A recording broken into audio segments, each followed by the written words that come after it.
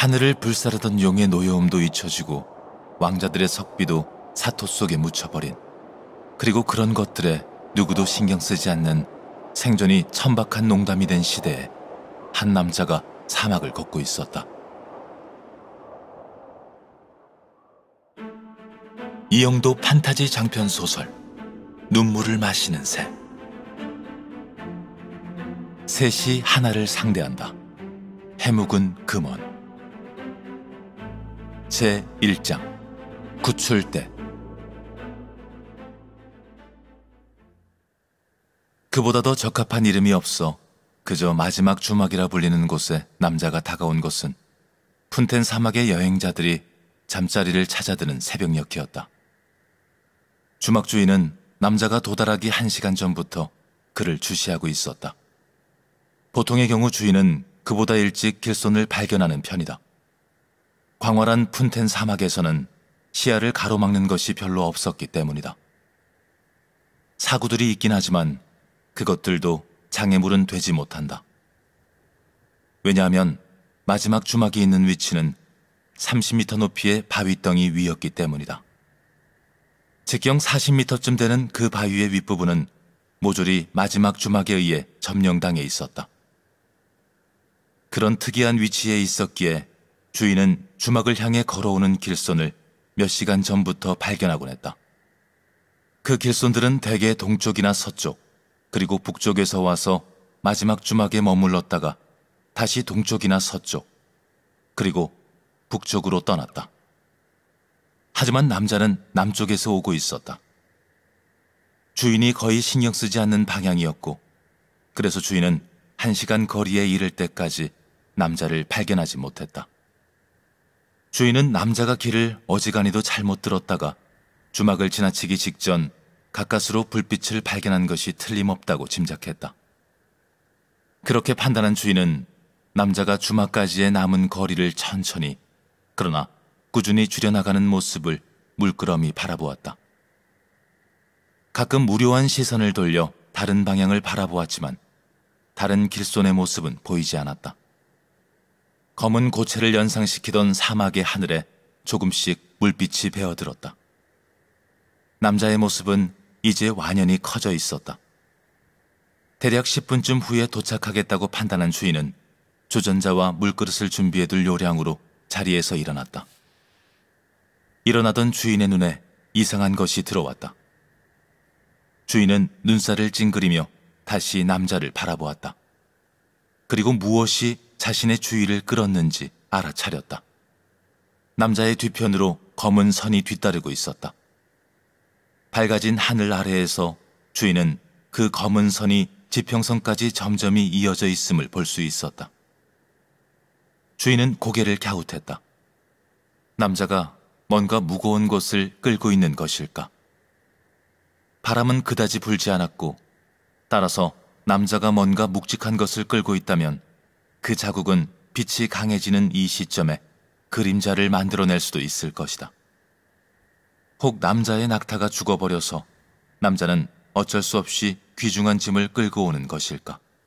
주인은 남자의 등 뒤를 자세히 보려 했지만 남자는 무릎까지 오는 펑퍼짐한 방풍복을 걸치고 있어서 그 뒤쪽을 보기가 어려웠다. 그러나 조금 후 주의가 더 환해지자 주인은 자신의 상상이 너무 온건했음을 깨달았다. 주인은 놀라움 속에서 자리에서 일어났다. 남자의 발 뒤로 이어지는 검은 선은 어떤 액체가 모래 속으로 베어든 자국이었다. 그리고 어떤 여행자도 일부러 물을 흘리지는 않을 것이다. 메마른 사막의 모래조차도 완전히 빨아먹지 못하고 검붉은 자국을 남겨놓게 만든 그것은 피였다. 이보, 괜찮은가요? 커다란 천으로 머리와 입 주위를 가린 채 걸어오던 남자는 느닷없이 들려온 목소리에 고개를 들었다. 그러고는 작은 사구 위에 서 있는 주막 주인을 보곤 손을 어깨 쪽으로 가져갔다.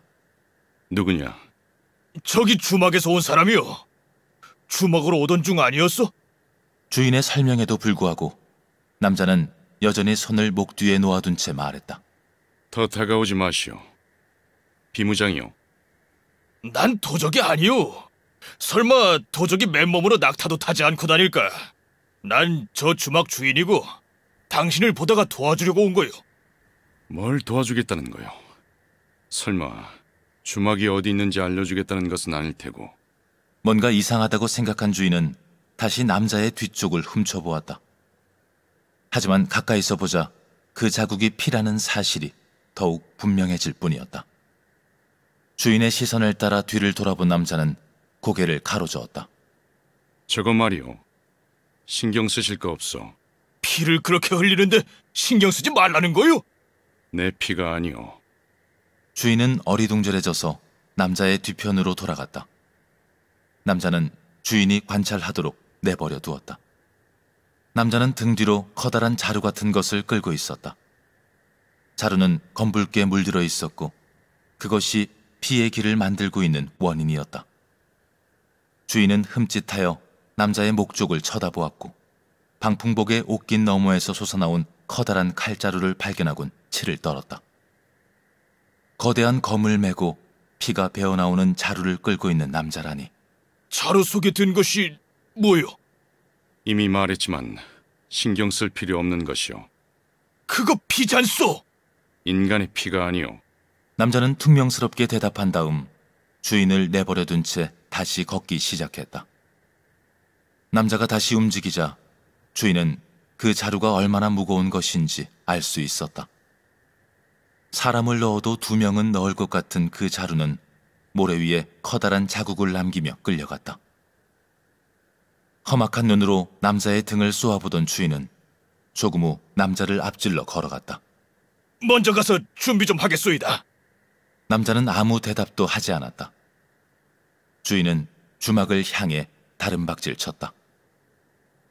물론 말한 바를 실천하기 위해서는 아니다. 주막에 당도하기 직전까지 주인은 자신의 칼을 어디에 두었는지 생각했다. 하지만 마지막으로 쓴 것이 언제인지 기억도 나지 않는 그 커다란 장검의 소재는 도통 기억나지 않았다. 어차피 칼 한 자루로 남자를 대적할 생각도 아니었던 주인은 계단을 올라서자마자 고함을 질러 식솔들을 깨웠다. 영문을 모른 채 달려나온 아내는 칼이 어디에 있냐는 남편의 질문에 당황했다.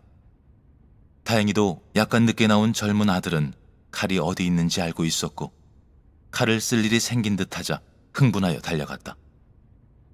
주인은 설명을 강요하는 아내를 부엌에 밀어넣다시피 한 다음 물그릇과 주전자를 탁자 위에 내어놓았다. 그때 바위를 올라온 남자가 주막 안으로 들어섰다. 남자는 주위를 한번 둘러본 다음 주전자가 놓인 탁자 쪽으로 걸어갔다. 남자의 뒤쪽에는 여전히 그 끔찍한 자루가 뒤따르고 있었고 그래서 바닥에 핏자국이 남았다. 주인은 그 모습에 눈살을 찌푸렸다. 탁자에 도달한 남자는 방풍복을 벗어 의자에 걸쳐둔 다음 배낭을 벗었다. 그리고 손을 목 뒤로 가져갔다. 주인은 잠깐 동안 피가 배어나오는 자루를 잊어버렸다. 주인은 한 번도 그런 칼을 본 적이 없었다.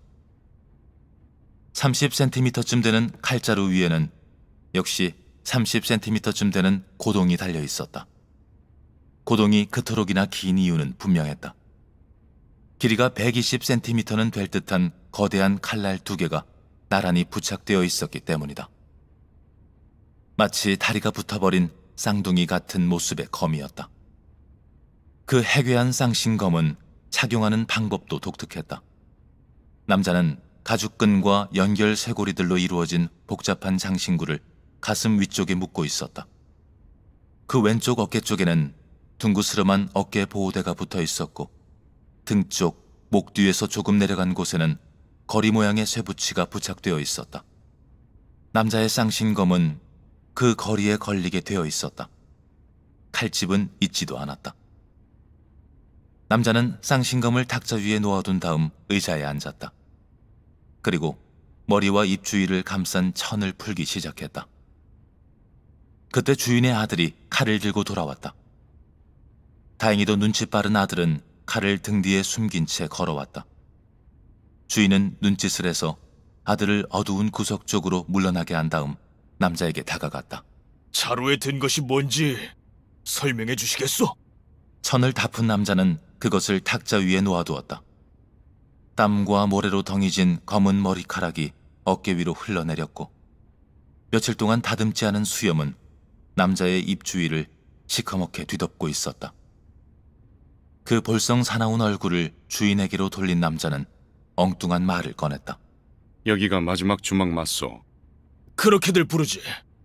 남쪽으로는 더 이상 주막이 없거든. 그렇더군. 무심히 넘어가려던 주인은 문득 남자가 한 말의 의미를 깨닫고는 눈을 크게 떴다. 무슨 말도 안 되는 농담을. 남쪽에서 오셨단 말이오? 거기서 왔소. 차라리 하늘에서 왔다고 하는 편이 믿기 쉬울 것이다. 거참, 남쪽에는 아무것도 없소. 키보렌이 있어. 키보렌? 물론 그게 있지. 무수한 나무들도 있고 빌어먹을 정도로 많은 짐승들도 있지. 그리고 나가들도 있고. 그러니 아무것도 없는 것이나 마찬가지잖소. 비웃는 주인을 물끄러미 바라보던 남자는 또다시 엉뚱한 말을 꺼냈다. 편지를 주시오. 예? 이곳이 마지막 주막이라면 케이건 드라카에게 온 편지가 있을 텐데. 주인은 다시 눈을 크게 떴다. 분명히 그런 편지가 있었다. 수십 일 전 북쪽에서 죽을 지경이 되어 걸어온 대사원의 승려는 케이건 드라카에게 전해달라고 부탁하며 서신 하나를 건네주었다. 오레놀이라는 이름의 그 승려는 며칠 동안이나 몸조리를 한 다음 겨우 북쪽으로 돌아갔다. 고개를 끄덕일 뻔한 주인은 버뜩 정신을 차렸다. 먼저 내 질문에 대답해 주시오. 자루에 든 것은 뭐요? 그리고 남쪽에서 왔다니 그건 무슨 말이오? 케이건 드라카라는 이름의 남자는 주전자를 들어 올렸다. 주인은 재빨리 끼어들었다. 한 그릇에 두 잎이요. 여기 물값은 비싸지. 물이 나오기 때문에 주막이 가능하거든. 케이건은 그 말에는 대꾸도 하지 않은 채 물그릇에 물을 따랐다. 물을 다 따른 다음에야 케이건은 주인의 질문에 대답했다. 내가 남쪽에서 온 것은 푼텐 사막을 적게 가로지르기 위해서였소. 내 출발지는 카라보라였소. 거기서 남쪽으로 해서 키보렌에 들어섰소. 그 다음 쭉 서쪽으로 오다가 다시 북쪽으로 발걸음을 돌려 이 주막으로 왔소. 주인은 소리내어 콧방귀를 뀌었다. 케이건의 말이 틀린 것은 아니었다.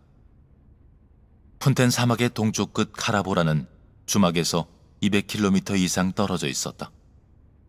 따라서 200km나 되는 사막 여행을 피하려면 남자가 말하는 것처럼 남쪽으로 빙 돌아오는 편이 낫다. 푼텐 사막의 남쪽 끝에서부터 주막까지는 불과 50km 거리다. 하지만 그 말은 거꾸로 말해서 키보렌 밀림 속을 200km가량 걸어야 한다는 의미다. 나가들이 득식을 거리는 키보렌 밀림을 가로지르는 200km의 여행.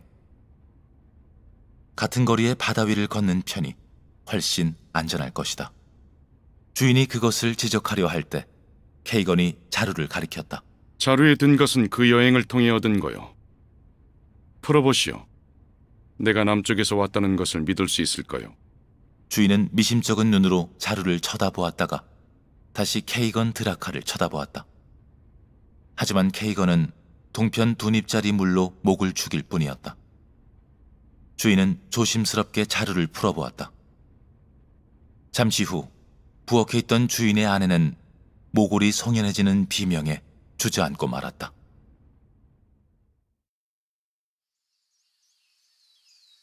가장 높이 날아오르는 하늘치도 이곳에서는 땅을 볼 수 없다. 동서남북의 모든 지평선까지 뻗어있는 키보렌에서는 열기를 머금은 채 무겁게 드리워져 있는 먹구름은 숲의 정수리에 거의 닿을 듯하다. 어떤 도끼날도 경험하지 않은 키보렌의 나무들은 늙고 거대하고 음험하다. 긴 시간 동안 무질서하게 자라난 가지들은 어찌할 도리가 없을 정도로 뒤얽혀 있고 허공에서 손을 맞잡은 가지들은 그 위에 말라 죽은 나뭇잎을 잔뜩 얹은 채 아래로 휘어져 있었다. 하여 거센 바람이라도 불라치면 키보렌에선 숲의 머릿부분에서 나뭇잎들이 하늘로 솟아오른다. 거대한 나무들은 죽은 후 쓰러지기도 하지만 좀 작은 나무들은 죽은 후에도 뒤얽힌 가지 때문에 쓰러지지 못하고 그 자신을 위한 비목이 되어 서 있게 된다. 그중엔 옆에 형제들에게 비스듬하게 기댄 채 죽어있는 나무들도 많았고, 따라서 초록빛 바다를 연상시키는 키보렌의 아래쪽에는 무질서하게 뻗어나간 수직선과 사선, 그리고 수평선이 뒤얽혀 새들조차도 길을 잃는 미로가 형성되어 있었다. 그리고 그 정신질환자의 망상 같은 미로는 자라나며 휘어지고 썩어 들어가며 살아있는 척하고 간혹 와지끈하는 소리와 함께 무너져 바스라진 나무 껍질과 나뭇잎을 사방으로 흩날린다. 하지만 대개의 나날 동안 키보레는 그 초록빛 베일 아래쪽에 암흑을 감금한 채 침묵의 나날을 보낸다. 그곳에 냉옥의 도시가 있었다. 강대한 레콘도 그 이름을 말할 때 불쾌함을 느끼지 않을 수 없는 곳, 쾌활한 도깨비도 그 이름을 말할 때 미소 지을 수 없는 곳, 그리고 날조에 능한 인간은 자신들이 붙인 이름 침묵의 도시를 고집하는 곳. 그러나 그곳은 냉옥의 도시이며 자신을 증거하기 위해 타인의 찬양이나 저주가 필요하지 않은 위대한 업적들 중에서도 가장 위대한 것들 중 하나다. 하텐그라주. 무한히 펼쳐진 키보렌의 푸른 밀림 가운데서 하텐그라주는 외로운 흰색 섬처럼 보인다. 그러나 그 하얀 섬은 중앙에 솟아오른 200m 높이의 심장탑이 그다지 높아 보이지 않을 정도로 광대한 대도시다. 곱게 뻗은 대로들 좌우로 장엄한 건물들이 위용을 뽐내며 서 있고, 건물들보다 더 자주 눈에 들어오는 광장들은 나가들이 노획한 전리품들로 치장되어 있다. 한계선 이남에 있는 나가들의 다른 도시들은 역시 높은 심장탑과 아름다운 건축물들을 가지고 있지만 본질적으로 이 위대한 도시 하텐그라주의 모사품에 지나지 않는다. 다른 모사품들도 그렇지만 이 아름다운 도시는 두 가지 점에서 다른 종족들의 도시와 매우 다르다. 이 도시에서는 소리를 들을 수 없고 밤을 추방하는 불빛이 없다. 하얀 열주와 회랑과 광장들 사이로 나가들은 아무런 소리 없이 유령처럼 오가며 어디에서도 목소리나 노래 같은 것은 들을 수 없다. 그래서 륜페이가 입을 열었을 때 화리트 마케로우는 큰 충격을 받아야 했다. 심장을 가지고 사는 것은 어떤 기분일까? 등 뒤로 도깨비 일개 군단이 행진해도 알아듣기 어려운 나가의 청력이지만 하텐그라주의 비정상적인 고요함 때문에 파리트는 친구의 말을 알아들을 수 있었다. 파리트는 당황했고 친구의 무례를 탓할 생각도 떠올리질 못했다. 심장을 가지고 사는 것? 매일매일 죽을까봐 두려워하며 사는 것이지. 륜페이는 파리트의 이름이 몹시 혼란스러운 것을 감지했다. 친구를 더 이상 당혹시키고 싶지 않았기에 류는 입을 다물고 일렀다. 매일 자신이 살아있다는 것을 느낄 수 있다는 니름도 되잖아? 그리고 류는 오른손을 들어 자신의 가슴 위에 얹어 보였다. 똑같은 행동을 취한다면 파리트 역시 자신의 가슴 속에서 뛰고 있을 심장 박동을 느낄 수 있겠지만 파리트는 그렇게 하지 않았다. 너무 창피스러운 일이기 때문이다. 리온? 다른 사람들 앞에선 그러지 않겠지? 그러다니 뭐? 가슴을 만지진 않겠지? 그러지 마. 무리한 짓이야. 파리트는 자신이 너무 딱딱하게 일렀다고 느끼고는 덧붙여 일렀다. 어차피 열흘 후에는 그런 행동 그만두게 되겠지만. 류는 오른손을 내렸다. 그러고는 몸을 돌려 하텐그라주의 중심부를 바라보았다. 그곳엔 심장탑이 하텐그라주의 가장 높은 건물들의 수십 배 높이로 솟아 있었다. 심장탑을 바라보는 륜의 눈동자에는 혐오와 공포가 뒤섞여 있었다. 발코니의 난간을 움켜쥔 그의 손은 미세하게 떨리기까지 했다. 페이 저택의 발코니에 서 있는 륜페이와 그의 친구 화리트 마케로우는 모두 22살로 같은 나이이며 나가의 규범으로는 아직 어른 대접을 받을 수 없는 나이이기도 하다. 하지만 열흘 후 샤나가 성이 달 뒤로 숨는 날이 오면 그들은 심장탑으로 불려가게 될 것이다. 그곳에서 그들은 가슴을 가르고 심장을 꺼낼 것이다. 나는 마음에 들지 않아, 화리트. 꺼림칙해할 건 전혀 없어, 륜. 적출식 중에 죽은 나가는 한 명도 없어. 사고가 생긴다느니 매년 한두 명은 들어가서 꼭 나오지 않는다느니 하는 건 모두 어른들이 애들 겁주려고 하는 농담이야. 화리트의 자상한 이름에도 불구하고 윤의 얼굴은 어두웠다. 사고가 생길까봐 무서워하지는 않아. 나는 심장을 꺼낸다는 것 자체가 마음에 들지 않아. 화리트는 놀랐다. 왜지? 륜, 불사가 싫다는 거야? 불사는 아니지. 그러면 반불사라고 하지. 그것이 별것 아니라고 이를 거야? 어떤 적의 공격도 두려워할 필요가 없다는 것이 시시한 일은 아닐 것 같은데. 적이라고? 나가의 적이 어디에 있지? 한계선 남쪽엔 더 이상 나가의 적은 존재하지 않아. 그리고 우리는 한계선 위로 올라가지도 않고. 도대체 나가를 위협하는 적이 어디에 있단 이름이야? 윤의 이름은 격앙되어 있었다. 화리트는 차분하게 설명하기로 했다.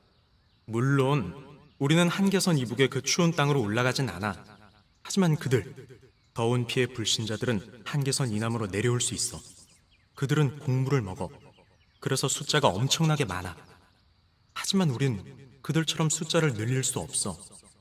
불사의 몸은 불신자들로부터 우리 자신을 지키는 나가의 무기야. 그들이 내려온다고! 윤은 다시 육성으로 외쳤다. 어떻게? 인간의 말은 우리의 숲에서는 한 발자국도 움직일 수 없어. 저 거대한 레코는 자기 몸조차 추스릴 수 없고, 그리고 그들 모두는 열을 볼 수 없어. 밤이 찾아들지 않게 할 재주가 있다면 모를까. 그 불신자들이 어떻게 감히 우리의 숲에 들어온단 말이야! 윤은 성난 하늘치처럼 외쳤다. 마치 자신을 불신자 대하듯 말을 하는 윤을 보며 화리트는 불쾌감을 느꼈다. 하지만 화리트는 꾹 참으며 부드럽게 निर्렀다. 도깨비는? 나가의 가장 큰 적의 이름은 윤을 침묵하게 만들었다. 나가는 말을 타고 곡물을 먹는 인간도, 바위를 깨고 하늘을 나는 레콘도 두려워하지 않는다. 하지만 도깨비의 경우는 좀 다르다. 화리트는 모든 나가들이 잘 아는 사실을 차분하게 निर्렀다. 나가 잡는 것은 도깨비라지? 우리는 도깨비와 그놈들의 그 저주스러운 불꽃을 구분할 수 없어. 그들도 열을 볼 수는 없지만 우리들 또한 그들을 볼 수 없다는 것은 마찬가지야. 그리고 도깨비의 불은 우리의 아름다운 숲을 순식간에 잿더미로 만들 수 있어. 페시론 섬과 아킨스로 협곡을 생각해봐. 그것은 너무도 예외적인 경우야. 도깨비들은 절대로 전쟁을 좋아하지 않아. 그게 아주 재미있는 장난거리라고 생각한다면 모를까. 가능성 있는 일이잖아? 난 그놈들의 장난에 한계가 있긴 한지 모르겠어. 어쨌든 어느 날 세상이 멸망한다는 소식을 듣는다면 나는 이렇게 생각할 거야. 아, 어느 자제력 부족한 도깨비 하나가 드디어 일을 저질렀구나. 친구의 장난스러운 이름에 류는 미소를 지을 수밖에 없었다. 나도 도깨비에 대한 농담은 몇 개 알고 있어, 화리트. 그리고 그 농담들이 도깨비에 대해 내가 들은 유일한 것들이야. 나는 어디서도 도깨비들이 위협적이라는 이름은 듣지 못했어. 물론 그들은 우리의 눈을 현혹시킬 수 있는 유일한 자들이지만 동시에 그 자들은 전쟁에 아무 관심이 없는 유일한 불신자들이기도 해. 그렇다면 도깨비 또한 우리가 심장 없는 생물로 살아야 하는 이유가 될 수 없어. 넓은 세상엔 우리가 아직 알지 못하는 적이 있을 수도 있지. 아, 물론 있지. 적은 존재해. 그리고 류는 혐오감을 담아 육성으로 외쳤다. 바로 저기에! 화리트는 얼굴을 일그러뜨렸다. 친구의 무모함과 무례함을 익히 알기에 대단히 높은 관대함의 기준을 가지고 있는 그였지만 이번의 행동은 도가 지나치다고 생각했다. 윤페이는 심장탑을 가리키고 있었다. 륜, 목소리를 내지 마. 심장탑은 그런 불경의 대상이 될 수 없어. 탑을 가리키던 손을 내리긴 했지만 윤은 말로도 니름으로도 화리트의 이름에 대답하진 않았다. 화리트는 갑자기 자신이 불청객이나 된 것 같다고 느끼기 시작했다. 화리트는 안색을 바꾸며 몇 가지 시시한 잡담들로 화제를 돌려보았지만 윤의 반응을 얻을 수는 없었다. 결국 화리트는 윤이 침묵으로서 주장하고 있는 것에 부딪혀 보기로 했다. 심장을 적출하지 않겠다는 거야? 윤은 여전히 아무 이름도 하지 않았지만 그의 몸에 돋아난 비늘들은 서로 부딪히며 불길한 소리를 내었다. 파리트의 얼굴이 슬퍼졌다. 그걸 정말 원하는 것은 아니겠지? 내가 만일 그러겠다면 그들은 어떻게 하지? 파리트는 절망감 가득한 이름을 보내었다. 그건 불가능해. 대답해줘. 수련자니까 알고 있을 것 아냐. 만일 어떤 나가가 자기 심장을 가지고 살다가 죽겠다고 주장한다면 수호자들은 어떻게 하지? 강제로 적출하나? 아니야. 수호자들은 아무 행동도 취하지 않아. 하지만 도움이 될 경우를 몇 개 알긴 해. 22살이 되던 해에 적출식을 못한 나가들이 몇 명 있었지. 피치 못할 사정 같은 것들 때문에. 어떻게 됐지? 여자들은 물론 가문의 보호를 받으며 다음 해까지 기다렸다가 무사히 심장을 적출했지. 남자들은? 다음 해가 올 때까지 필사적으로 숨어 다녀야 했어. 하지만 살아남은 남자들은 아무도 없어. 모두 살해당했지. 살해? 누구에게? 모르는 척 하지 마라, 륜. 불신자들이 한계선 이남으로 내려오지 못한다고 밀렀던 것은 너잖아. 그러나 화리트는 설명을 덧붙였다. 모두 나가에게 살해당했지. 륜의 비늘들이 다시 서로 부딪히며 불협 화음을 이루었다. 화리트는 의자에 앉았다. 탁자엔 그가 가져온 상자가 놓여 있었다. 친구와 함께 먹기 위해 선물 삼아 가져온 것이지만 도대체 뭔가를 먹거나 할 분위기가 아니었다. 화리트는 상자 속을 물끄러미 바라보며 일렀다. 륜, 열흘 후엔 더 이상 페이 가문은 너를 보호해주지 않아. 넌 자유로운 남자가 되니까. 하지만 자유로운 남자와 자유로운 사냥감 사이에는 많은 차이가 있어. 심장을 적출한다면 여자들은 너를 남자로 인정하겠지만 심장을 가지고 있다면 그저 비의 나가일 뿐이야. 추적하고 죽이지. 그리고 화리트는 륜을 돌아보았다. 하지만 그의 손은 상자 위를 맴돌았다. 갑자기 그의 손이 벼락처럼 상자 속으로 내려 꽂혔다. 화리트의 손이 다시 올라왔을 때 거기엔 커다란 쥐 한 마리가 꽉 움켜져 있었다. 쥐는 필사적으로 찍찍거렸지만 화리트는 여전히 륜을 바라보며 일렀다. 먹힐 수도 있어. 륜페이는 쥐를 입 쪽으로 가져가는 화리트를 딱딱하게 굳은 얼굴로 바라보았다. 뼈가 으스러지는 소리와 함께 찍찍거림이 뚝 그쳤다. 기준 산맥의 서북쪽 바이소산. 기온은 차고 바람은 거세다. 충일함을 자랑하는 태양도 이 땅에선 기력을 잃고 하늘을 떠도는 생기없는 불덩이로 바뀌는 듯하다. 산을 온통 뒤덮은 암록색의 숲은 답답하리만큼 두텁다. 그 초록의 물결 사이로 한 여행자가 바이소산의 능선을 따라 걷고 있었다. 실팍한 지팡이나 두툼한 옷은 보통의 여행자와 별다를 바 없지만 여행자의 머리는 깨끗하게 삭발한 모습이었다. 승려임에 분명하지만 기준 산맥의 이 지역에서 승려의 모습은 조금 이채롭게 보인다. 이 근처에는 사원은커녕 마을도 없다. 하지만 승려가 길을 잃은 것은 아닌 듯하다. 승려는 바이소 계곡을 내려가고 있었는데 그 계곡 바닥을 흐르는 개울 옆에는 분명히 건물로 보이는 것이 몇 개 놓여 있었다. 바람을 별로 타지 않을 만한 우묵한 곳에 서 있는 그 건물들은 사금 채취자나 사냥꾼들이 지을 만한 오두막이었다.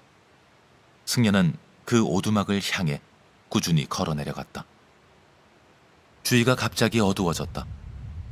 해가 구름 속에 들어갔나 하고 의아해하던 승려의 등 뒤에서 갑자기 돌풍이 불어닥쳤다.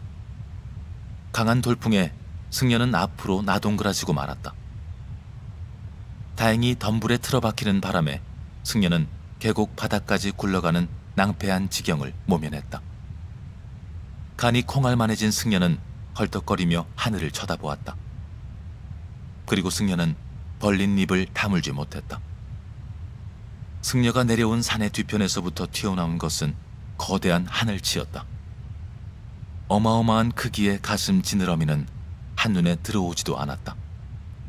입은 산이라도 집어삼킬 것 같았고 그 뒤에 흩어져 있는 수천 개의 눈은 온갖 빛깔로 영롱하게 빛났다.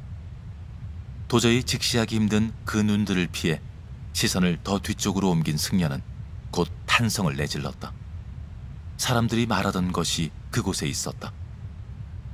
무너진 탑과 담장, 열주, 그리고 햇빛을 받아 불타오르는 반구형 지붕.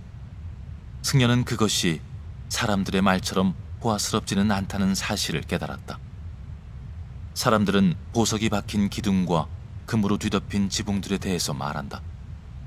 물론 그것은 햇빛의 반사광을 저열한 욕망으로 해석한 결과다. 하늘치의 등에 있는 것은 무거운 세월의 덮개 아래에 무너진 태고의 유적일 뿐이었다. 그곳에서는 반짝이는 돌덩이나 누런 쇠붙이가 아닌 덧싸인 시간들이 찬란히 불타고 있었다. 승려는 눈물을 흘렸다. 등에 유적을 얹은 채 하늘을 떠가는 거대한 물고기를 보던 승려는 한참 후에야 계곡 아래의 소란을 들었다. 승려는 일어나 앉은 다음 아쉬움을 억누르며 계곡 바닥 쪽으로 시선을 돌렸다. 그리고 그곳에서 벌어지고 있는 일에 놀라움과 우려를 금치 못했다. 계곡 바닥에서는 3마리의 말들이 한 무리를 이룬 채 서 있었다. 마차와 비슷한 배열이었지만 조금 달랐다. 일단 3마리의 말 중 가운데 말에는 기수가 올라타 있었다. 그리고 말들은 멍에를 메고 있었지만 그 뒤편에 연결되어 있는 것은 마차가 아니었다. 길고 튼튼해 배는 밧줄이 멍에에 연결되어 있었고 밧줄의 반대쪽 끝에는 사람들이 묶여 있었다. 그리고 그 사람들은 승려가 무엇인지 알고 있는, 하지만 한 번도 본 적이 없는 물건을 등에 매달고 있었다. 그것은 장방형의 거대한 연이었다. 다만 보통 연의 수백 배는 넘는 크기였다. 승려는 말들이 왜 필요한지 깨닫고는 신음을 흘렸다. 그때 승려가 듣지 못했던 신호가 울렸던 모양이다. 말들이 갑자기 달리기 시작했다. 말들은 계곡풍을 받는 방향으로 달리고 있었다. 밧줄이 팽팽하게 당겨지다가 갑자기 연들이 하늘로 불쑥 솟아올랐다. 연은 모두 5개였다. 승려는 말들을 이용하여 연을 띄울 수 있다는 점은 이해했지만 그것을 지탱하거나 조종할 수 있을지는 의문스러웠다. 그때 승려는 말들과 연결된 밧줄 이외에 별도의 밧줄이 연에 연결되어 있음을 발견했다. 승려는 그 별도의 밧줄이 어디에 연결되어 있는지를 살폈다. 그것은 땅에 고정된 거대한 도르래에 연결되어 있었다. 승려는 그들의 준비성에 감탄했다. 말들은 연을 끌어올리는 역할을 할 뿐이었다. 그리고 연은 거대한 얼레라고 할 수 있는 도르래에 의해 조종되는 모양이었다. 승려의 예측대로 곧 연에 매달려 있던 자들이 단검을 뽑아들었다. 그 사람들은 연과 말을 연결하는 밧줄을 끊었고 그러자 연들은 말들과 분리되어 날아올랐다. 하지만 별도의 밧줄이 도르래에 연결되어 있었고 그곳에는 체격이 우람한 자들이 도르래의 손잡이를 붙잡고 있었다. 그들은 연을 이용하여 하늘치의 등에 오른다는 대담하기 짝이 없는 계획을 시도 중이었다. 승려는 가능성이 거의 없다고 생각했지만 그들의 모험심에는 감동했고 그래서 주먹을 불끈 쥐며 소리 없이 응원을 보내었다. 그때 승려는 연들 중 하나에 이상이 생겼음을 깨달았다. 다른 4연들과 달리 제대로 날아오르지 못한 채 불안하게 흔들리는 연이 있었다. 승려는 놀란 눈으로 그 연을 살폈고 곧 그 연이 아직까지 말들에 연결되어 있음을 깨달았다. 어찌된 일일까? 눈을 부릅뜬 승려는 그 연의 탄자가 엉뚱한 밧줄을 잘랐음을 깨달았다. 그자는 말과 연결된 밧줄 대신 도르래와 연결된 밧줄을 잘라버린 것이다. 계곡 아래쪽에서는 사람들이 욕설과 비명을 질러대었고 그 연과 연결된 말들을 몰던 기수는 머리끝까지 화가 나서 폭언을 퍼부어대고 있었다. 연은 무지막지한 힘으로 솟아오르고 있었고 자칫하면 말까지 끌려 올라갈 정도였다. 기수는 모진 결심을 한 듯 검을 뽑았다. 승려는 부정의 고함을 질렀지만 들릴 리가 없는 거리였다. 기수가 연줄을 끊자마자 연은 하늘 높이 솟아올랐다. 승려는 벌떡 일어나서 그 연을 바라보았다. 두 개의 밧줄이 모두 끊어진 그 연은 지상과의 모든 연결을 잃은 채 바람에 떠밀려 이리저리 흔들리고 있었다. 승려는 그 연의 탄자에 대한 동정심에 미쳐버릴 것만 같았다. 그 연의 탄자는 죽도록 무서울 것이다. 마침내 연은 서서히 아래로 떨어졌다. 연은 승려가 있는 능선 쪽으로 떠밀리듯 내려왔다. 연이 추락하는 순간 승려는 고개를 돌리고 말았다. 요란한 충돌음이 일어났다. 승려는 떨리는 가슴을 내리누른 채 연을 향해 달려갔다. 가슴이 조마조마하여 움직이기도 힘들었지만 승려는 힘껏 달려갔다. 부러진 나무들을 다 넘으며 승려는 자신이 보게 될 끔찍한 모습을 각오했다. 마침내 승려는 추락 지점에 도달했다. 그리고 승려는 도저히 믿을 수 없는 광경에 얼이 빠져버렸다. 부러진 나뭇가지와 잎사귀들의 잔해 속에서 한 사람이 몸을 고정시키고 있던 줄을 거칠게 뜯어내며 눈에 들어오는 모든 것을 향해 무지스러운 욕설을 퍼부어대고 있었다. 연에 탔던 작자임은 분명하다. 주위의 잔해 속에는 연의 잔해 또한 흩어져 있었다. 하지만 승려는 이해할 수가 없었다. 아무리 연이 낙하 속도를 줄여주었더라도 충돌 당시의 속도는 몸이 으스러질 정도였을 것이다. 도대체 어떻게 된 작자일까? 그때 승려는 상대방의 키가 거의 3미터에 달한다는 사실을 깨달았다. 터무니없이 큰 연 때문에 승려는 지금껏 그 자가 얼마나 거대한지 모르고 있었다. 승려는 곧 어떻게 된 사태인지 이해했다. 하지만 흥분은 쉽게 가라앉지 않았고 그래서 승려는 떨리는 목소리로 말했다. 괜찮으십니까? 너 뭐야?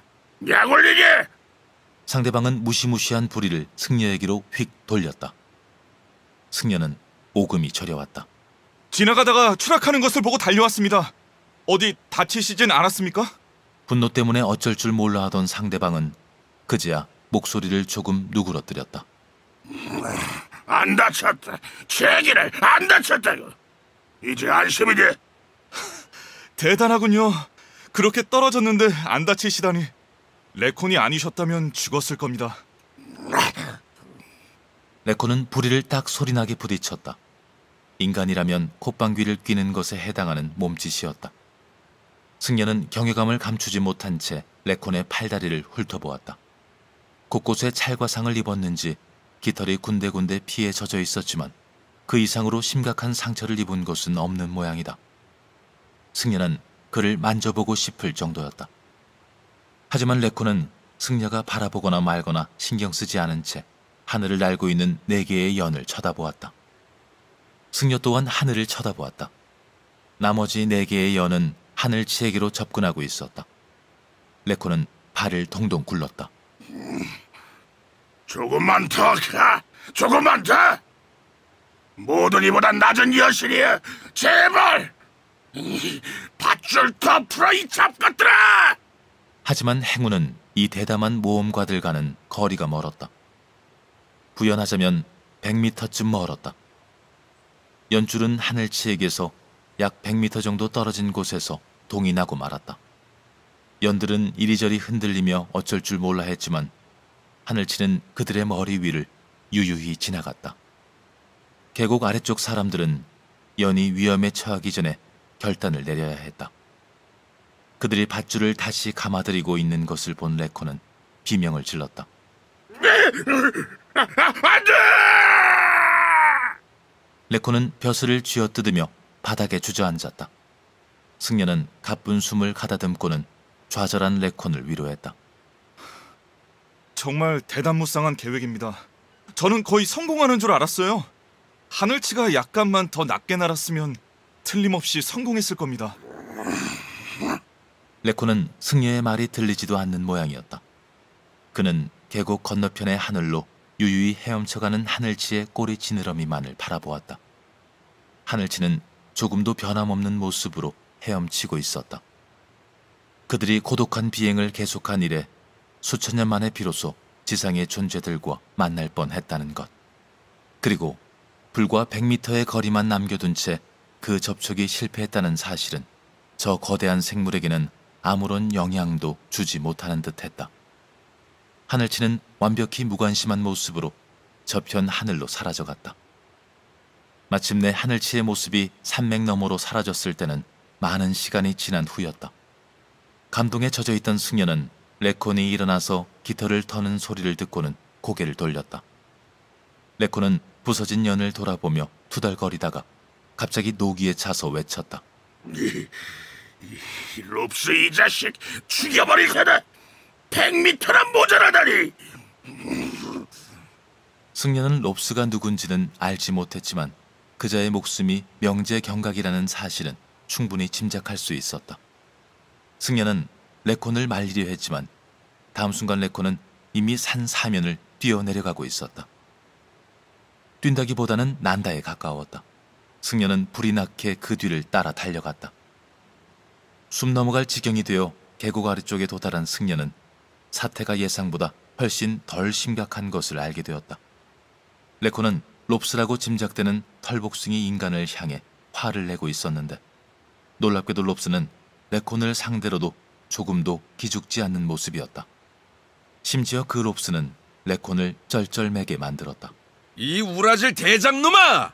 네가 연애 타겠다고 발광하지만 않았어도 연줄은 충분히 남았어!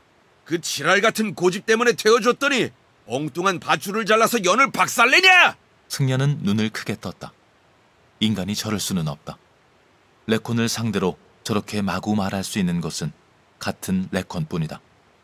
놀라움 속에서 롭스를 관찰하던 승려는 잠시 후에야 롭스의 정체를 깨달을 수 있었다. 대장이라 불린 레콘은 면구스러운 투로 말했다.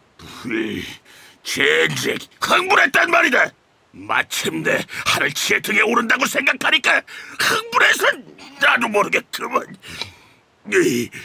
그리고 내가 제대로 밧줄을 잘랐더라도 어차피 실패했을 것 아니야. 다른 연들도 못 올라갔어. 그러니까 처음부터 연애 타겠다는 소리는 안 했어야지. 우리가 말렸잖아. 연줄이 모자라게 된 건 이 녀석의 고집 때문이라고. 대장 네 놈을 날려 올리느라고 다른 밧줄이 부족했던 거야. 레콘은 폭풍 같은 숨소리를 냈지만 뭐라 대꾸하지는 못했다.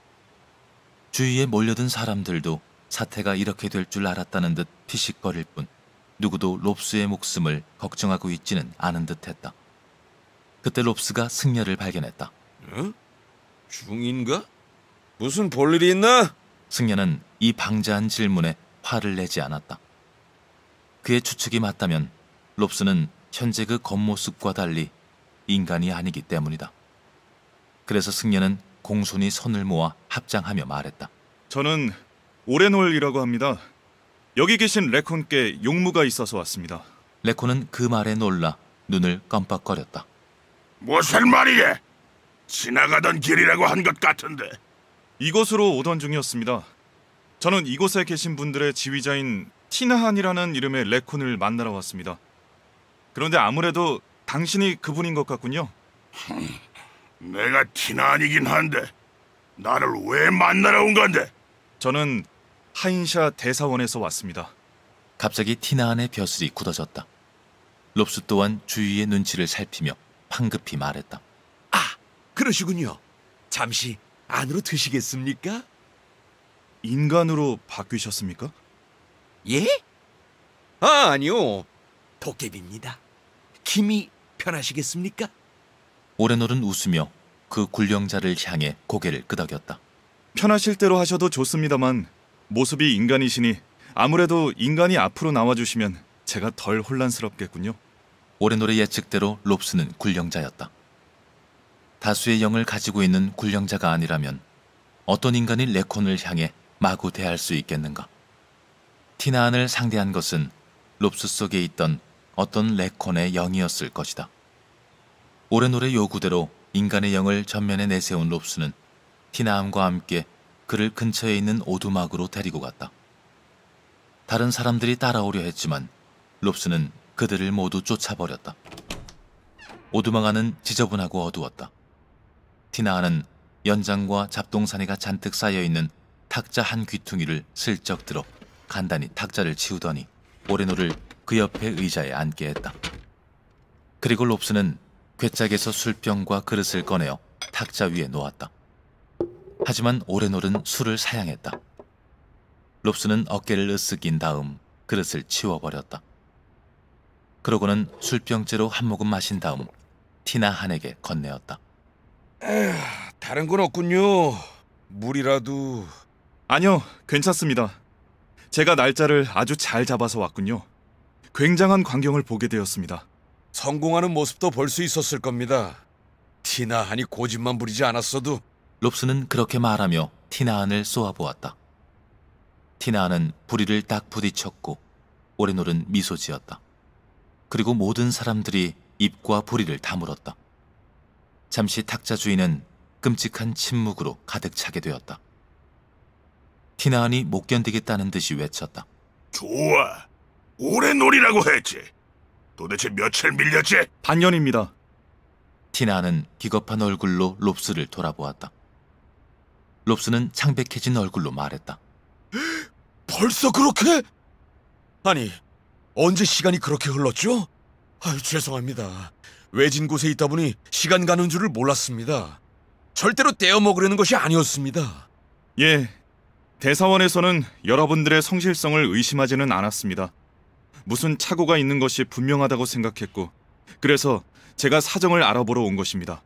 오레놀은 그렇게 말한 다음 약간 미안한 듯한 웃음을 지었다. 이왕이면 여러분들이 성공하신 모습을 볼 수 있기를 바라며 왔습니다. 성공할 수 있었어.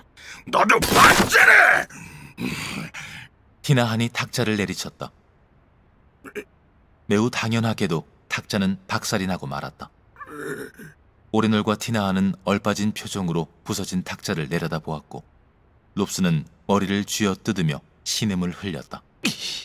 아주 거덜을 내는구나. 젠장. 티나 한은 고개를 떨구었다.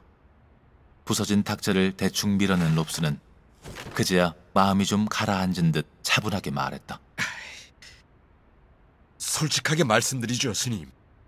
저희들은 지금 원금은커녕 이자도 드릴 형편이 못 됩니다. 이 탁자라도 드려야 할 형편인데 불행하게도 그것마저 우리의 존경하는 대장께서 박살을 냈군요.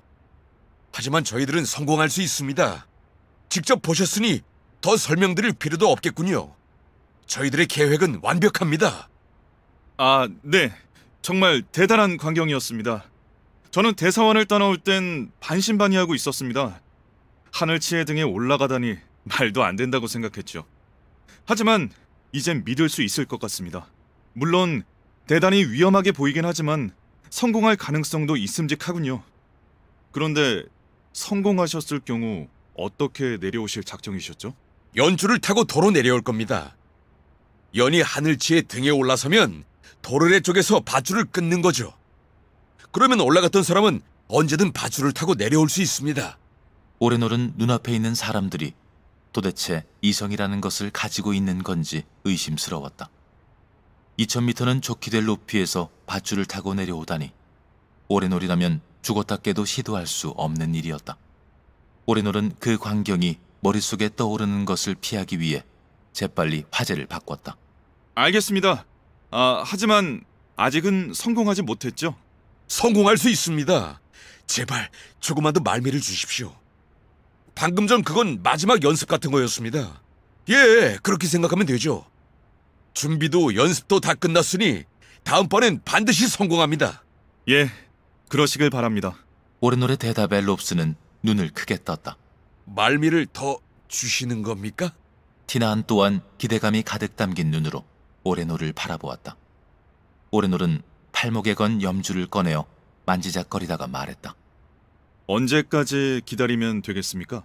롭스는 난처한 표정을 지었다. 한참 머뭇거리던 롭스는 겨우 입을 열었다. 6달 정도가 필요합니다. 오레놀은 롭스를 빤히 바라보았고 롭스는 그 시선에 얼굴을 붉혔다. 오레놀은 조용히 말했다. 반년을 더 기다리라는 말씀입니까? 반년 후면 확실히 성공할 수 있습니다. 우리는 이미 하늘치의 이동에 대해 많은 것을 조사했습니다. 잠깐만 기다리십시오. 우리가 기록한 장부가 있습니다. 그리고 롭스는 오두막 한 구석에 쌓아둔 두꺼운 장부를 가져왔다. 양피지를 묶어서 만든 그 장부는 얼마나 뒤적거렸는지 귀퉁이가 너덜너덜해져 있었다. 롭스는 그 책에 기록된 숫자들과 기호들을 가지고 오레놀의 넋을 반쯤 흩어놓았다. 오레놀은 롭스의 말을 거의 이해하지 못했지만 그 결론은 그럭저럭 알아들었다. 롭스는 향후 6달 이내에 7마리의 하늘치가 바이소 계곡을 지나갈 텐데 그중 2마리가 적당한 고도로 통과하게 될 거라고 자신하는 듯했다. 다른 5마리는 덩치가 훨씬 큽니다. 이유는 모릅니다만 하늘치는 덩치가 클수록 더 높이 날죠. 물론 덩치가 큰 녀석의 등에는 더 굉장한 유적이 있지만 거기까지 날아오르기가 쉽지 않습니다. 우리가 가장 좋은 바람이 분다고 판단한 이 바이소 계곡에서도 그 정도 높이까지는 날아오를 수 없습니다. 오늘 통과한 것 같은 조그만 녀석만이 오레놀은 그 대목에서 신음을 흘렸다. 저희들의 연으로 날아오를 수 있는 높이에서 날아다닙니다. 그런 꼬마들을 기다리려면 6달은 필요합니다. 설명해 주셔서 감사합니다. 그런데 말씀하시는 것을 들으니 우려를 느끼지 않을 수 없군요. 롭스는 눈을 부라렸다. 우려라뇨. 우리의 예측에 이견이라도 있냐? 롭스의 말투가 중간에 바뀐 것을 보니 다시 레콘의 영이 뛰쳐나온 듯했다. 오레놀은 조심스럽게 말했다. 그럴 리가 있겠습니까? 저는 하늘치를 오늘 처음 본 사람입니다. 당연히 여러분들의 말씀을 믿습니다. 제가 느끼는 우려는 하늘치가 아니라 여러분들에 관한 겁니다. 이자도 갚을 수 없다고 하셨는데 그렇다면 향후 6달 동안 이곳에서 어떻게 지내실 생각입니까? 롭스는 눈을 끔뻑거리다가 한숨을 쉬며 장부를 덮었다. 티나는 미간을 찡그리며 말했다. 젠장 힘들 테지. 하지만 버틸 수 있어. 바이소 산에는 먹을 만한 것들이 있어. 어떻게든 6달은 버틸 수 있을 거야. 그러니 그건 걱정하지 마. 너희들은 상환 기간만 연장해주면 돼. 여러분들은 꽤 인원이 많더군요. 말들도 있고. 그래도 버틸 수 있어. 말이 있으니까. 정 안 되면 밭대기라도 갈면 되는 거야. 6달 뒤에 여러분들이 모두 굶어 죽거나 도망치기라도 하면 저희들은 빌려드린 돈을 상환받을 수 없을 텐데요. 그런 일은 없어. 나는 반드시 하늘치의 등 위에 올라갈 거라고. 오레놀은 다시 염주를 만지작거렸다. 티나는 그 염주가 신경에 거슬린다고 생각했지만 그 말을 꺼내지 않을 정도의 분별력은 가지고 있었다. 그리고 롭스는 젊은 승려의 입에서 현실성이 없으니 장비를 모두 압류하겠다는 말이 나올까봐 귀를 막고 싶은 심정이었다. 그때 오레놀이 말했다. 제안을 하나 하겠습니다. 무슨 제안인데? 대사원에서는 레콘 한 명을 필요로 합니다. 레콘? 예. 그래서 대사원에서는 티나한 당신이 대사원을 위해 어떤 일을 해주길 바랍니다. 그것을 해주신다면 지금까지 빌려가신 돈을 모두 탕감해드리겠습니다. 그리고 앞으로 6달 동안 필요하신 자금을 다시 빌려드리겠습니다. 티난과 롭스는 이 굉장한 조건에 그만 넋이 나간 듯했다. 롭스가 먼저 정신을 수습하고 말했다. 그 일이라는 것이 뭡니까? 다시 인간이신가요? 죄송합니다만 그 일의 내용은 일을 할 분에게만 알려드릴 수 있습니다. 하지만 기간이 넉 달 정도 필요할 테고 대단히 위험한 일이라는 것은 말씀드릴 수 있겠군요. 롭스는 오레놀이 마지막에 끼워 넣은 말이 티나안을 겨냥한 것이라고 생각했다. 위험한 일이라고 했을 때 도망가는 레콘은 어디에도 없다. 과연 티나안은 가소롭다는 듯이 말했다. 얼마나 위험하기에? 하지만 오레놀은 진심으로 그렇게 말한 것이었다. 오레놀은 걱정스러운 눈빛으로 티나안을 바라보았다. 이런 비유가 어떨지 모르겠습니다만 물에 빠지는 것만큼이나 위험합니다. 티나안의 벼슬이 뻣뻣하게 곤두섰다. 인간들이 등불이나 촛불로써 낮의 일부를 밤속으로 끌어들였을 때 그 낮에 의해 추방된 밤의 일부는 자신의 자리를 잃고 방황했다. 어떤 도깨비가 그 방황하던 밤을 낮 속으로 끌어들였다. 밤을 얻음으로써 그는 밤의 5달인 혼란, 매혹, 감금, 은닉, 꿈 또한 얻을 수 있었다. 도깨비는 그들의 도움으로 거성을 쌓았다. 도깨비다운 품이 있는 이유가 있었다. 그는 그것이 재미있을 거라 여겼다. 혼란은 성의 내부를 결정했고 매혹은 성의 외형을 결정했다.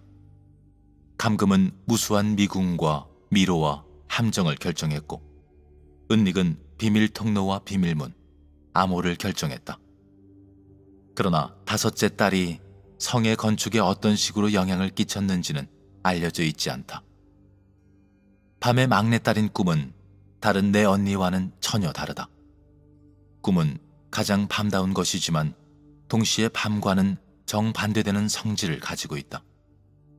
밤은 감추고 숨기고 덮지만 꿈은 드러내고 발견하고 열어 보이며 그러한 꿈의 성질은 공교롭게도 낮을 닮아 있다.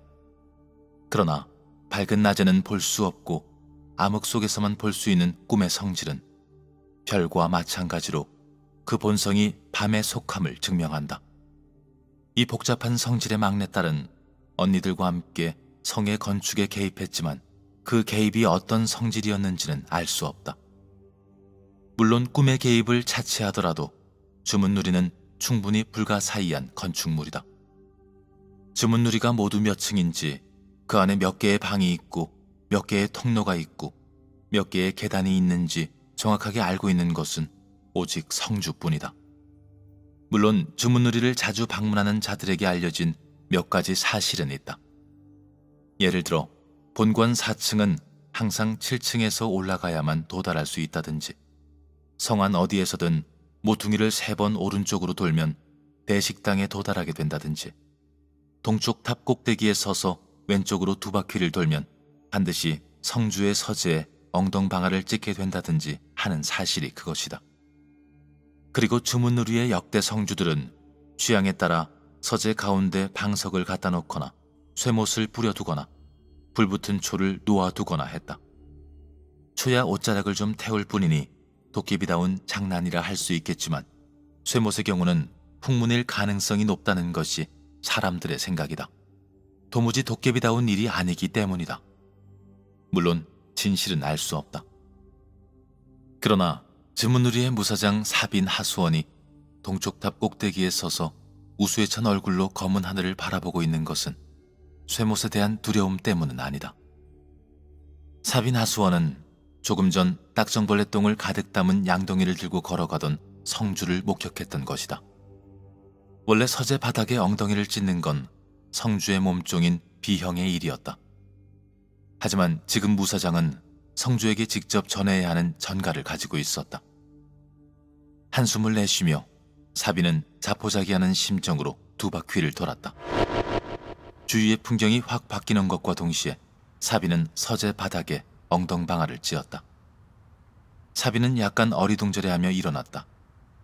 서재 바닥에는 아무것도 없었다. 엉덩이를 털며 일어난 사비는 성주의 책상이 있는 쪽을 돌아보았다. 주문누리의 11대 성주 바우 머리돌은 모종삽을 든 채 사빈을 바라보고 있었다. 사빈은 성주의 발치에 있는 양동이와 창가에 놓인 화분들을 보고는 그제서야 안도감을 느낄 수 있었다. 좋은 꿈 꾸셨습니까, 성주님? 그건 걸음을 주려고 가져오신 겁니까? 그럼 저는 혹시 그걸 바닥에 뿌려두시려고... 사빈은 말을 멈췄다. 성주의 눈이 번뜩였던 것이다. 성주의 헛기침 소리를 들으며 사빈은 마음속으로 다음번 방문자에 대해 사과했다. 그리고 동시에 성주님이 부르셨다네 라고 말해줄 사람의 임명록을 작성하기 시작했다. 누가 좋을까? 사빈이 이런 망상에 빠져있자 바우머리돌 성주는 약간 초조해하며 말했다. 그런데 용건은? 성주님, 걸음보다는 일조량의 문제가 아닐까요? 지문누리는 어두우니까요. 용건은? 사빈은 싱긋 웃었다. 성주는 그를 당장이라도 내보내고 싶을 것이다. 그리고 사빈은 성주에게 협조하기로 했다. 사빈은 의자를 끌어와 앉았다. 머리를 빡빡 깎는 킴들의 딱정벌레가 성주님께 전할 전가를 가져왔습니다. 자기를 중이라고 부르는 킴들 말인가? 그런데 왜 자네가 직접 온 건가? 비형은 뭐 하는데? 사빈은 어깨를 으쓱였다. 킴들이 그걸 원하더군요. 아시지 않습니까? 자기들이 중대하다고 생각하는 일을 그자들이 어떻게 처리하는지. 어떻게 처리하더라? 최소한의 사람만이 그 일의 내용에 대해 알아야 된다고 생각합니다. 아, 그래? 이건 제 이론입니다만 킴들은 중요한 일은 몇몇 사람만이 알아야 그 중요성이 유지된다고 믿는 것 같습니다. 참 괴상한 생각이죠. 아는 사람이 많아야 도와줄 사람도 많아질 텐데. 배방꾼도 많아질 수 있잖아. 그게 정말 중요한 일이라면 미치지 않고서야 누가 방해하겠습니까? 킴들은 쓸데없이 생각이 많아서 그래. 어쨌든 그자들이 그걸 원하니 맞장구를 쳐주기로 하지. 우리 둘만 알자고. 무슨 전갈인데? 그 킴들은 도깨비 한 명을 파견해달라는 요청을 보냈습니다. 뭐 때문에? 그들은 한계선 아래로 내려가서 나가 한 명을 구출해올 구출대를 구성한답니다. 그래서 그 구출대의 일원이 되어줄 도깨비 한 명을 보내달라더군요. 바우 성주는 놀란 표정으로 무사장을 바라보았다. 성주는 그의 무사장이 성주를 놀려먹길 좋아하고 하루 중 거의 대부분의 시간을 성주를 놀려먹을 기회를 찾는데 할애하곤 한다는 것도 잘 알고 있었다. 그리고 성주는 그의 무사장이 자신을 존경한다는 것도 알고 있었다. 그것은 바우 머리돌 성주에게 일종의 희극적 재미를 부여했다. 사빈 하수원은 하루에도 수십 번 이상 성주를 놀려먹을 기회를 포착하곤 하지만 실제로 시도하는 것은 그중 일할에도 미치지 못한다. 그래서 성주는 일부러 빈틈을 보여 무사장을 갈등에 빠뜨리는 즐거움을 누리곤 했다. 하지만 지금 무사장의 말은 농담이 아니었다. 그 킴들이 나가 한 명을 한계선 이북으로 데려오기로 결심했단 말인가? 왜지? 글쎄요. 그 이유에 대해서는 말하지 않았습니다. 역시 그자들의 비밀주의인가 보지요. 나머지 대원들이 누군지도 비밀인가? 아! 그건 말해줬습니다. 그 킴들은 아무래도 셋만이 하나를 상대할 수 있다는 옛말을 따르는 것 같습니다. 킴 한 명과 레콘 한 명이 또 다른 대원이라더군요. 그거 재미있군. 대가는 뭐지? 금편 200개를 내놓겠답니다. 대단히 파격적이군. 내가 가고 싶어지는데. 잠깐. 그 얼굴은 뭐야? 별 뜻은 없습니다. 차기 성주 선출에서 누구를 지지할까 고민해보고 있는 무사장의 표정이랄까요? 성주는 그의 무사장이 만족할 만큼 으르렁거려준 다음 진지하게 말했다. 그럼 누구를 보낼까? 사비는 약간 놀랐다. 보내실 생각입니까? 셋이 하나를 상대할 수 있다는 것은 옛말일 뿐입니다. 그 웃기는 구출대라는 것은 키보렌에 들어가자마자 모조리 살해당할 겁니다. 도저히 가능성이 없는 일입니다. 왜 가능성이 없지? 모르니까요. 키보렌이나 나가에 대해 잘 아는 사람이 어디 있습니까? 그 킴이 알 거야. 예? 구출대의 일원인 그 킴. 나는 그 킴이 누굴지 짐작이 되는걸. 나가와 키보렌에 대해 잘 알고 있고 그런 구출대를 이끌 수 있는 킴은 한 명뿐이야. 그런 킴이 있습니까? 케이건 드라카. 사비는 놀랐다. 그는 그 이름을 알고 있었다. 그것은 20여 년 전 도깨비 장사들을 상대로 해서 판마금을 기록한 전설적인 킴 씨름꾼의 이름이었다. 그 킴 씨름꾼이 아직 살아있습니까? 살아있어. 한계선 근처에서 나가를 잡아먹고 있지. 사비는 웃으려 했다. 그 뜻을 이해할 수는 없었지만 성주의 말이 일종의 농담이라고 생각했기 때문이었다. 하지만 성주는 웃음을 기대하는 얼굴이 아니었다. 사비는 미심쩍은 표정으로 말했다. 무슨 말씀이십니까? 잡아먹고 있다뇨? 말 그대로야. 나가를 사냥한 다음 먹어. 사비는 두 손으로 음식을 집어들어 입가로 가져가는 동작을 취해 보였다. 성주는 고개를 끄덕였고 그러자 사비는 파랗게 질렸다. 미친 겁니까? 요리는 한다던데? 아, 그렇습니까? 네? 성주는 두 손을 깍지 껴 무릎 위에 얹은 다음 어떻게 말을 시작해야 좋을지 모르겠다는 얼굴로 말했다. 케이건은 나가를 증오해. 말 그대로 잡아먹을 정도로 증오하지. 그래서 그렇게 하는 거야. 한계선 근처에서 나가들을 습격한 다음 토막내어 삶아먹어. 사비는 침을 꿀꺽 삼켰다. 잡아먹을 정도로 증오한다고 해서 잡아먹는다면 그걸 가리켜 언행일치라고 말하기보다는 정신착란이라고 말할 것 같습니다만. 글쎄, 이유가 있긴 해. 자네도 알 테지만 심장이 없는 나가는 죽이기가 여간 어렵지 않잖아. 아, 그래서 삶아버리는 겁니까? 재생하지 못하도록? 하지만 그렇다고 해서 먹을 필요는 없는 것 아닙니까? 고기 낭비잖아. 사빈 무사장은 잠시 그의 성주를 미친 사람 보듯이 쳐다보았다. 성주는 웃으며 손사래를 쳤다. 이건 케이건의 대답이야. 나도 자네처럼 물어봤고 케이건은 그렇게 대답했어. 하지만 다른 이유도 있지. 잠시만. 성주는 책상 서랍을 열어 그 안을 뒤적거렸다. 잠시 후 성주는 그 안에서 오래된 양피지 하나를 꺼내었다. 자, 케이건이 6년 전인가 보낸 편지일세. 읽어보게. 조심스럽게 편지를 받아든 사비는 그것을 읽기 시작했다. 평안히 계신지요? 케이건입니다. 한동안 격주했습니다. 아시겠지만 한계선 근처의 이 황폐한 땅에서는 문방구보다 병장기들을 구하는 편이 더 쉽습니다. 어제 우연히 만나게 된 박물 장수가 양피지 몇 장을 가지고 있었기에 겨우 이렇게 연락드릴 수 있게 되었습니다. 전해주셨던 서신에서 말씀하신 것들에 대해 생각해 보았습니다. 하지만 저는 이 짓을 그만둘 수 없다고 판단했습니다. 예, 저는 요즘도 여전히 나가들을 먹고 있습니다.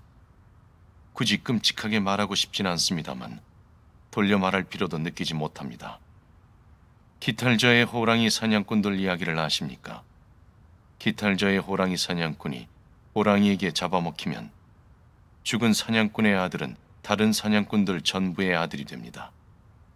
그리고 사냥꾼들은 자신의 모든 기술을 그 아들에게 가르치지요. 그리고 아들이 어느 정도 준비가 되면 그들은 함께 호랑이 사냥에 나섭니다. 호랑이를 잡게 되면 사냥꾼들은 그 자리에서 호랑이의 배를 갈라 간을 꺼냅니다. 그리고 그 아들에게 먹입니다.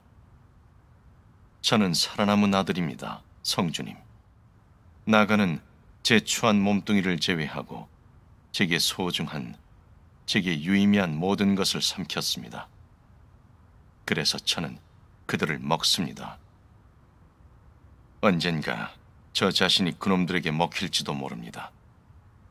한계선 아래로 내려가지 않으려 애쓰고 있습니다만 비틀거리는 나가를 뒤쫓다 보면 어느새 밀림 속에 서 있는 저 자신을 깨닫곤 합니다.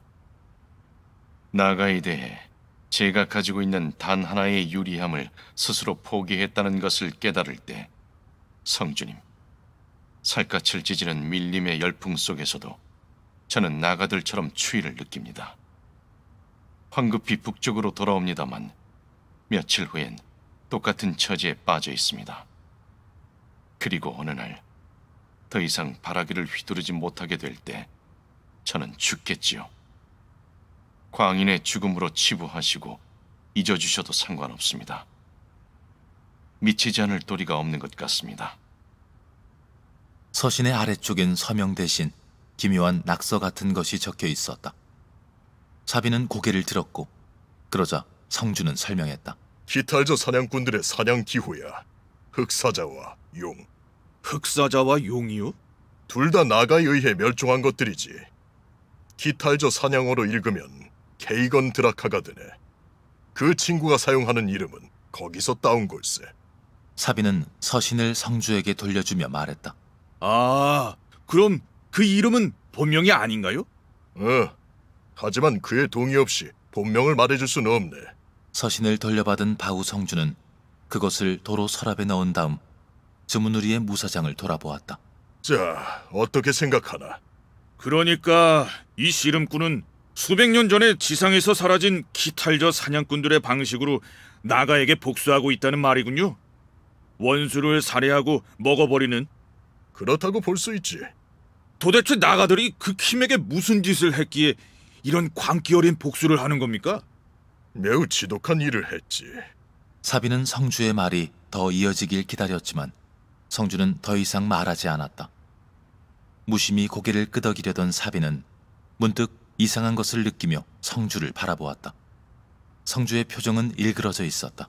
정말 지독한 일이었어. 사비는 자신도 모르게 긴장하며 조심스럽게 질문했다. 어떤 일입니까? 고통스러운 상념에 빠져있던 성주는 고개를 가로저었다. 그의 본명과 마찬가지로 그의 과거 또한 그의 동의 없이는 말해줄 수 없네. 어쨌든 이 친구가 나가와 키보렌에 대해 누구보다 잘 알 거라는 것은 짐작되지. 포식동물이 먹잇감에 대해 잘 아는 것은 당연하잖아. 사비는 언짢은 듯이 말했다. 그렇긴 하겠습니다만 저라면 그런 위험한 곳에 들어갈 때의 동료가 제정신이라는 확증이 있는 편이 좋겠습니다. 혹 그 킴이 늘상 먹던 나가에 질린 나머지 별식으로 도깨비를 먹고 싶어하면 실로 곤혹스러운 일이지 않겠습니까? 웃어넘길 말이 아니었지만 바우 성주는 큰 소리로 웃었다. 그런 걱정은 하지 말게. 케이건의 분노는 모조리 나가들에게 돌려져 있어. 그리고 그에게 다른 분노를 살 수도 없어. 분노를 살 수 없다고요? 그래, 서신에서 본 것처럼 그에겐 더 뺏을 수 있는 것도 없어. 나가들이 모조리 다 빼앗아갔으니까. 좀 역설적으로 들릴지도 모르겠지만 나가를 제외한 자들에게 있어서 케이건은 세상에서 가장 안전한 사람이라고 할 수 있지. 분노하게 할 수 없으니까. 슬픈 말씀이군요. 그래, 슬픈 일이지. 그리고 사실이야. 케이건의 안전성은 확실히 말할 수 있어. 사비는 성주의 말에 완전히 동의하기 어려웠다. 하지만 사비는 성주의 판단에 대해 반박을 시도하려는 충동을 느끼지 못했다. 주문누리의 성주에게 할 필요가 없는 일들이 몇 가지 있는데 그 중엔 성주의 주장에 대한 논리적 반박도 포함된다. 그래서 사비는 본래 화제로 돌아갔다. 장사 케이건이 그토록 안전하고 나가대하기를 밥 먹듯이 하는 사람이라면 키보렌에 들어가야 할 구출대에게 그 이상 적임인 사람도 없겠군요. 그래서 보내실 겁니까? 셋만이 하나를 대적할 수 있지. 도깨비가 가야 셋이 돼. 따라서 보내겠어. 누구를 보내시겠습니까? 이런 일엔 자격이라는 것은 없는 거잖아. 나가나 키보렌에 대해 조금이라도 아는 도깨비는 없어. 그러니 모든 도깨비에겐 똑같은 자격이 있는 거지. 따라서 길게 생각할 것도 없어. 다음번 이 방에 들어오는 첫 번째 도깨비를 보내겠네. 첫 번째 도깨비요? 그래. 만일 이곳이 주문누리 바깥이었다면 사빈 하수원은 성주가 내놓는 모든 의견을 단지 성주가 내놓았다는 이유로 점잖게 무시했을 것이며 그것을 불충으로 여기지도 않았을 것이다. 어쨌든 사빈 하수원은 바우 성주가 그다지 지혜롭지 않다는 사실을 잘 알고 있다. 그리고 그 사실이 성주에 대한 그의 존경에 아무런 영향도 끼치지 않음은 그와 성주 모두 잘 알고 있는 사실이다. 하지만 이곳 주문누리의 안에 있을 때 성주의 의견은 단지 성주가 내놓았다는 이유로 완전히 수용되어야 한다. 그래서 사비는 더 이상 설명을 요구하진 않았다. 짧게 불평하긴 했지만 여기서 같이 기다려도 되겠습니까? 밖으로 나갔다간 제가 그 불온한 도깨비가 될지도 모르겠군요. 바우 성주는 껄껄거리며 웃었다. 그리고 성주와 무사장은 기다리기 시작했다. 오래 기다릴 필요는 없었다. 조금 후 서재 한가운데서 화가 잔뜩 난 도깨비가 나타나 엉덩방아를 찧었다. 그 도깨비는 무사장을 보더니 고래고래 고함을 질렀다. 무사장님, 제 일을 뺏으시려는 겁니까? 그럼 자신을 죽이는 신의 이름으로 오늘부터 제가 무사장입니다. 동의하십니까? 성주의 몸종인 비영스라블은 자신의 일을 사랑하는 젊은이였다. 사빈 하수원은 그것이 그의 불운이라고 생각하며 고개를 가로저었다. 바우 성주는 낄낄거리며 말했다. 그건 곤란하지. 자넨 구출대원이 되어야 하니까. 비영스라블은 눈을 껌뻑거리며 성주의 말을 되풀이했다. 구출대원이요? 그래. 자넨 수백 년 동안 아무도 감히 들어가지 못했던 곳으로 들어가서 누군가를 구출해와야 한다.